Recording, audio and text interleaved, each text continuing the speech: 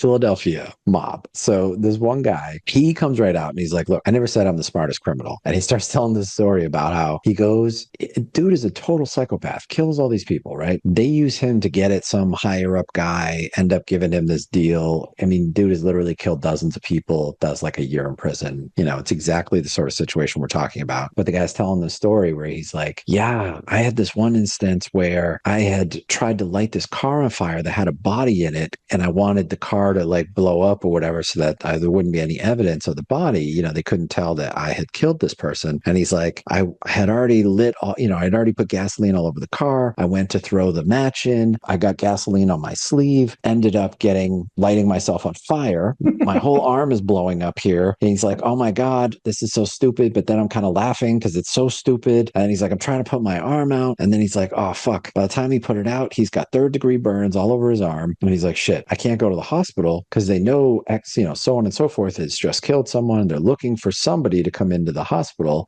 in case they got shot, right? So he's like, man, I got to find some other reason other than blowing up this car to go to the hospital. So he goes home, he starts his barbecue, and he's like, I have neighbors. I'll light my own hand back on fire, and then I'll yell to my neighbor so that they come out and they're like, oh my God, you know, like, are you okay? And then I'll go to the hospital and then they'll have a good reason. So he does this and he complains because his neighbor took too long or whatever. And then you cut to the police and the police were like, yeah, that, you know, and that might have even worked, except for his barbecue is electric. And yet he was putting gasoline all over the electric barbecue to light his hand on fire. There's no gasoline needed for your electric grill, dude. Like nobody was falling for that.